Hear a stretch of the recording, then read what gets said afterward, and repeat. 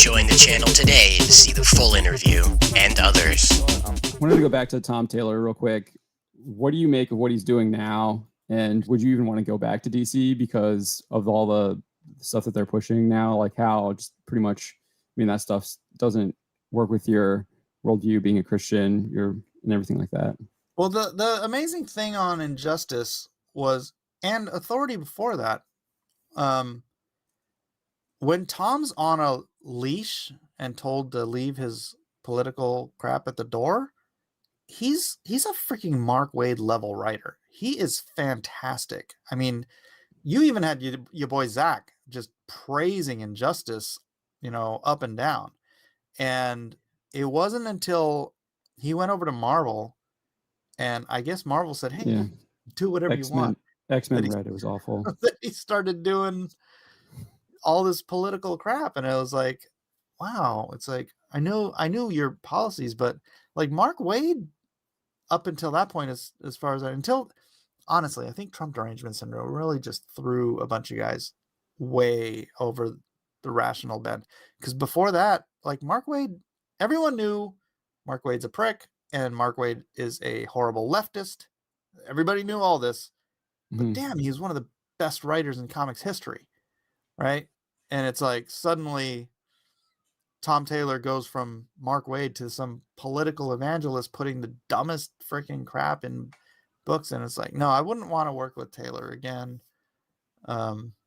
Just unless someone could put a leash on him, I guess. Right. Would I work with DC? I mean, I don't know. I guess it depends on the project and the pay cut and the pay rate. Not pay cut, the pay rate. Right. Yeah. Okay. I don't think DC as a whole is evil. I know Jim is Jim's sort of forced to be allowing the gay Jim Lee agenda stuff because Jim's relatively conservative outside of that, and I'm fairly certain the reason is that his adopted daughter is a lesbian. Okay. So his actually it's Ali Garza's daughter, which is another. Never mind. I don't know. Another topic. So aside from like you don't think that their whole thing is evil or anything like that, but they are allowing a lot of this stuff.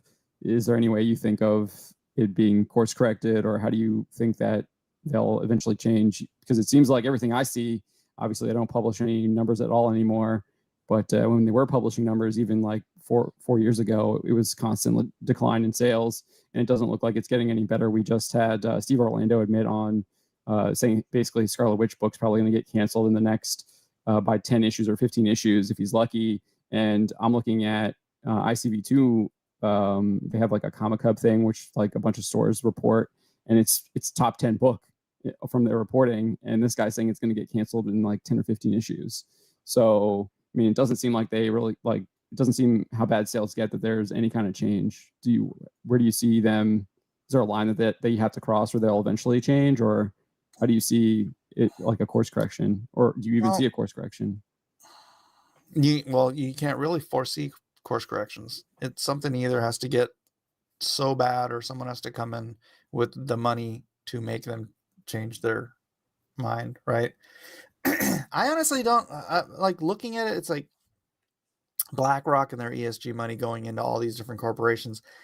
I don't know how that would trickle down to like the comic division of Time Warner. Right. It's like, yeah, we're going to give you so much money. Unless, actually, that would be a fair point. Unless it's the company as an overall gets to use woke comics as their proof that Time Warner is doing woke stuff, so that Larry Fink can pat them on the head and give them more ESG money. Right. So that's what I'm saying about like money coming in and changing. So Right. if you can get a gaggle of Christian billionaires to go in and just buy out DC Comics from Warner Brothers, sure.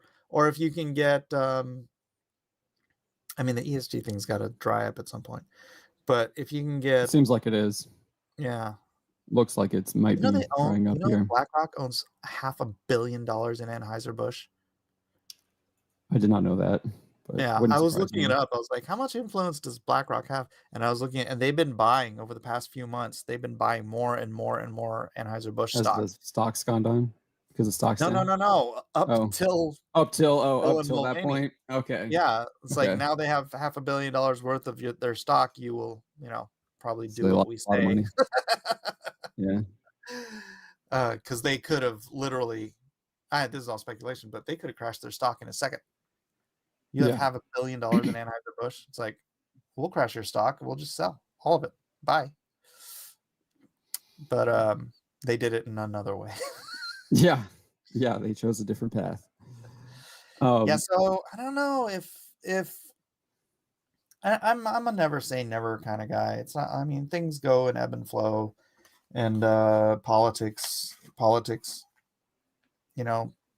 change over time. It seems like they're always getting worse, but I mean, dude, we had a socialist in office in like 1908. When was Woodrow Wilson in office? 1908. Yeah, right before World War One, because he got us into World War One. So like Yeah. 1912. So we've had 1916. socialists running this country, and then it bounces back to like conservative Democrats like JFK. It's like you'd think he's a liberal back then, but dude, he's an absolute rock rib conservative by today's standards. Yeah. Right. And so Yeah. it always changes. I never, boy, I mean, think of the hope that this country had for 4 years when Trump was in office. Right. It's really, it can shift on a dime. It can shift on an election. And I don't know. I'm gonna never say never. Click below to become a member today so you can have access to this full interview and others.